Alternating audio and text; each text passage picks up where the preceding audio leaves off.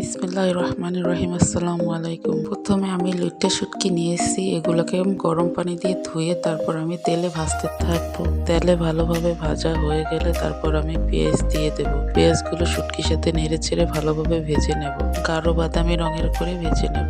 আজকে আমি রান্না করব লইট্টা শুটকি দিয়ে বেগুন আলুর ঝাল।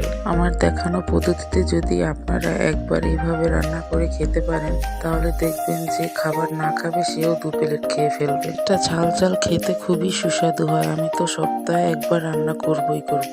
তারপর আমি হলুদ 2 চামচ দিয়ে ঝাল দিলাম প্রায় 3-4 চামচের উপরে, কিন্তু যারা ঝাল পছন্দ না করে তারা স্কিপ করতে পারে। ঝাল একটু বেশি করে দিলে তরকারিটা যেমন অনেক মজা হয়। তারপর আমি নেড়ে চেড়ে শুটকিগুলোকে ভালোভাবে কষিয়ে নেব।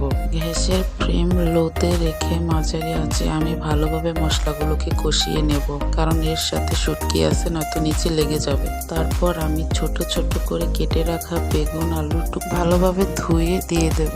মশলার ভিতর বেগুনগুলো দেওয়া হয়ে গেলে তারপর আমি বেগুনগুলোকে ভালোভাবে নেড়ে চেড়ে হাফ সিদ্ধ করে নেব। এ পর্যায়ে বেগুন আলুগুলো আমার কষানো হয়ে গেলে তারপর আমি এক পর্যায়ে কাঁচামরিচ দিয়ে দেব 6 থেকে 7টা।